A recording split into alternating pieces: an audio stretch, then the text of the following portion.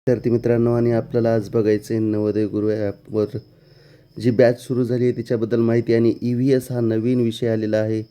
Environment science, environment study, परिसर अभ्यासचा हा विषय आणि महत्त्वाचा आहे. या सगळी बॅच तुम्हाला नवोदय गुरु ॲपमध्ये मिळेल. बरं, कोणते कोणते विषय आहेत यावर्षी? बुद्धिमत्ता चाचणी, परिसर अभ्यास, गणित आणि मराठी. 4 विषय आहेत. 4 विषयांची नवीन बॅच सुरू झालेली आहे बाळा. प्ले स्टोअरवरून नवोदय गुरु ॲप डाउनलोड कर, आहे ना. ॲपमध्ये live batch, recorded batch, PDF असतात, टेस्ट सिरीज होईल. ही बॅचचा टाईम आहे संध्याकाळी 8:45 ते 9:15, आहे ना. आणि बॅच जॉईन करा, आहे ना. आणि जर बॅच जॉईन करता येत नसली तर या नंबरवर कॉन्टॅक्ट करून तू बॅच जॉईन करू शकतोस, किंवा कॉन्टॅक्ट नाही झाला तर व्हॉट्सअप करू शकतोस, ठीक आहे. परिसर अभ्यास बघूयात. मग पहिला प्रश्न, मानवी शरीरातील सर्वात मोठा अवयव कोणता आहे? यकृत, त्वचा, फुफ्फुस. तर त्वचा सर्वात मोठा अवयव कोणता? त्वचा. सगळ्यात मोठा त्वचा. बघा कुठं पण त्वचा म्हणजे हे आपल्या शरीराचा वरचा भाग. मानवी हृदयात एकूण किती कप्पे आहेत? चेंबर्स, आहे ना. 4 कप्पे येतं. किती कप्पे आहेत बाळा? मानवी शरीरात एकूण किती कप्पे येतं? 4 चेंबर येतं. बघा, मानवी शरीरातला लाल पेन घेतो मी. मानवी शरीरात सर्वात लांब आणि मजबूत हाड, त्याचं नाव काय? फिमर बाबा. मानवी शरीरातील सर्वात लांब आणि मजबूत हाड कोणतं? तर फिमर, ठीक आहे. मानवी शरीरातील मूत्रपिंडाचे मुख्य कार्य काय? मूत्रपिंडाचं मुख्य कार्य काय? नंबर 1, रक्त शुद्ध करणं, अन्नपचन करणं, ऑक्सिजन पुरवणं, हार्मोन तयार करणं. तर काय? तर बाळा याचं उत्तर ऑप्शन नंबर 1 आहे ना, रक्त शुद्ध करणं. रक्त शुद्ध करणं कशाचं काम आहे ते? मूत्रपिंडाचं, म्हणजेच किडनीचं मुख्य कार्य काय आहे?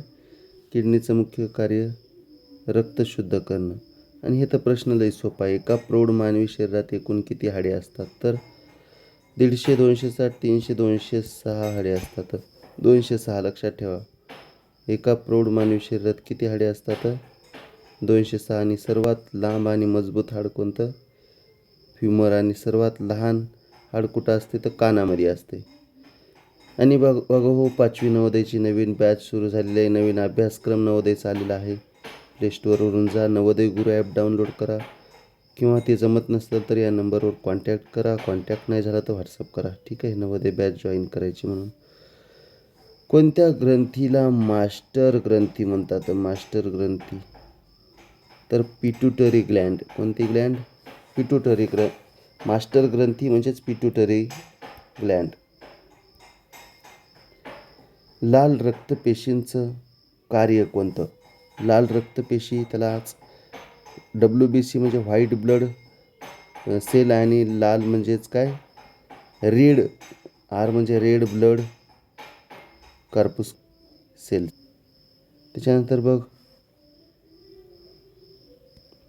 सर्व पेशीपर्यंत ऑक्सिजन पोहोचवायचं आहे ना. सर्व ज्या सेल्स आहेत त्याच्यामध्ये काय पुरवायचं? ऑक्सिजन, आहे ना रे.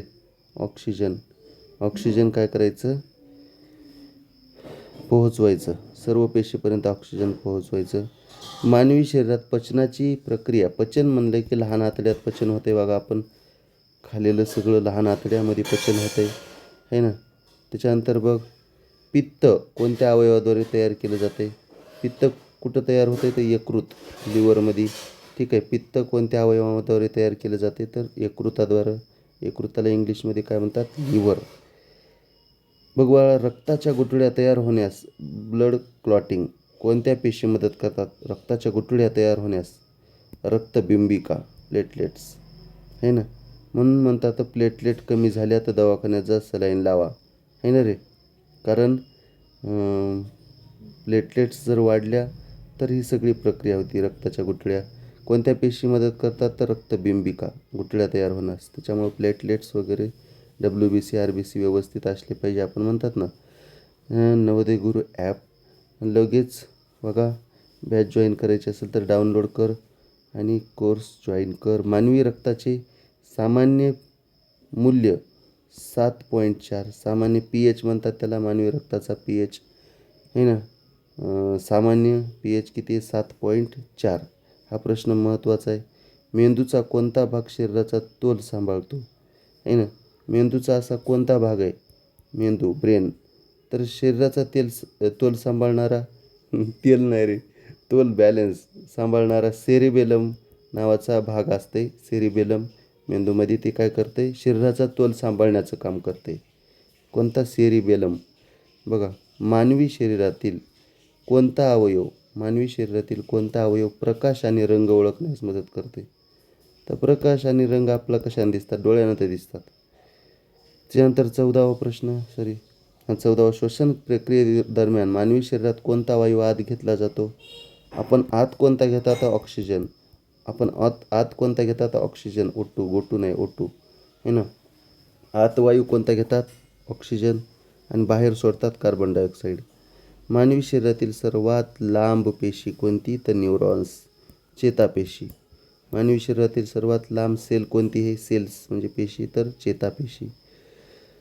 आणि ह्या 5वी नवोदयचं EVS बघितलं आपण, आणि एक उतारासुद्धा येणार आहे बाळा त्याच्यावर, है ना.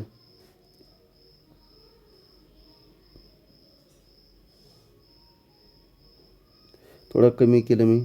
मानवी त्वचा हा शरीराचा सर्वात मोठा आणि महत्त्वाचा बाह्य अवयव आहे. मानवी त्वचा सगळ्यांना दिसते, बाहेरचा भाग आपला. त्वचा प्रामुख्याने 3 थरांनी बनलेली असते. सर्वात बाहेरचा थर त्याला म्हणतात एपिडर्मिस, मधला थर त्याला म्हणतात डर्मिस, आणि सर्वात आतील थर त्याला म्हणतात हायपोडर्मिस. त्वचा केवळ शरीराला झाकण्याचं काम नाही करीत. अरे, आपल्या शरीराचा वरचा भाग, हाताचा वरचा भाग, पायाचा वरचा भाग, तोंडाच्या वरचा भाग, खाली पायाला तळव्याचा वरचा भाग, त्याला त्वचा म्हणतात. स्किन म्हणतात. तर ती एक संरक्षणात्मक कवच म्हणून कार्य करते. ती बाहेरील जीवाणू, विषाणू आणि घातक अतिनील किरणापासून, म्हणजे जे काही UV रेज असतात, अंतर्गत अवयवांचं रक्षण करते. त्वचेमध्ये असणाऱ्या घामग्रंथी म्हणजे स्वीट ग्लँड्स शरीराचं तापमान नियंत्रित ठेवण्यास मदत करतात. जेव्हा शरीराचं तापमान वाढते तेव्हा घाम बाहेर पडून शरीर थंड होते. याशिवाय त्वचेमध्ये मेलॅनिन नावाचं रंगद्रव्य असते, जे त्वचेच्या रंगासाठी कारणीभूत असते. ज्यांच्या शरीरात मेलॅनिनचं प्रमाण जास्त असते त्यांची त्वचा गडद रंगाची असते. त्यांना सूर्याच्या किरणापासून अधिक संरक्षण मिळते. त्वचा हे आपलं ज्ञानेंद्रिय असून तिच्यामुळे आपला स्पर्श, उष्णता, थंडी, वेदनांची जाणीव होते. बघा, स्पर्श केला जाते त्वचेला, उष्णता, गरम आहे का थंडी, हे सगळं वेदना, म्हणजे कोणी जर चिमटा घेतला की कळते. सूर्यप्रकाशाच्या मदतीने शरीरासाठी आवश्यक असलेले व्हिटॅमिन D तयार करण्याचं काम देखील त्वचाद्वारे केलं जाते, है ना. आणि हा उतारा आपल्याला दिला आहे स्किनबद्दल. बघा, आणि महत्त्वाचा, आणि त्याच्यावर 5 प्रश्न येणार. त्वचेचा सर्वात बाहेरचा थर कोणता? इथे बघा, त्वचेचा सर्वात बाहेरचा थर हो काही, सर्वात बाहेर थर एपिडर्मिस. कोणता आहे? एपिडर्मिस. कोणती डर्मिस? एपिडर्मिस. Option C. त्याच्यानंतर बघा, त्वचेचा रंग कशामुळे ठरतो? इथे आहे बघा, त्वचेचा रंग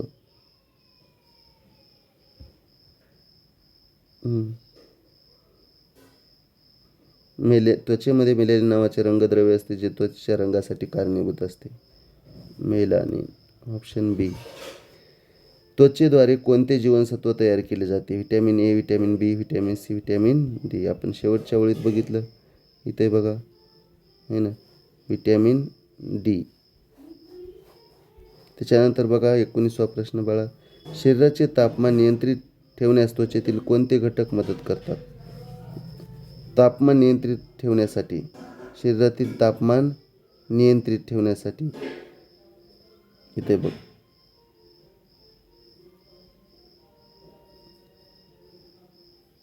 हे इथून आहे बघ, शरीराचे तापमान नियंत्रित ठेवण्यास मदत करतात. कोण? त्याच्या आधीची ओळ वाचा. त्वचेमध्ये असणाऱ्या घामग्रंथी.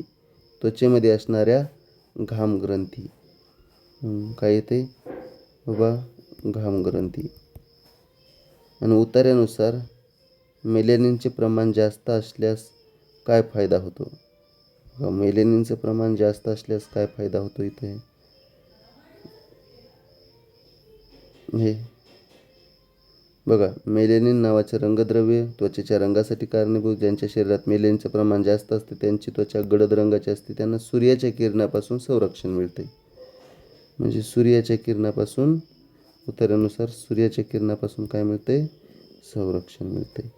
आणि बाळा, ही त्याची उत्तर तालिका आहे. तुला PDF पाठवायची असेल तर पाठवतो या नंबरवर, आपल्या व्हॉट्सअप ग्रुपला पाठवतो. ठीक आहे. बॅच जॉईन करायची असेल तर प्ले स्टोअरवरून नवोदय गुरु ॲप डाउनलोड कर. असेच प्रश्न होतील, बुद्धिमत्ता चाचणी विषय होईल, परिसर अभ्यास होईल, गणित होईल, मराठी. सध्या बॅच नवीन सुरू झालेली आहे. लगेच बॅच ॲपमधून जॉईन कर किंवा या नंबरवर कॉन्टॅक्ट करून किंवा व्हॉट्सअप करून सुद्धा बॅच जॉईन करा. ठीक आहे बाळा. हा व्हिडिओ आवडला असेल तर व्हिडिओला लाईक करा आणि सर्व विद्यार्थ्यांना, तुमच्या मित्रांना शेअर करा. धन्यवाद भाऊ, धन्यवाद ताई.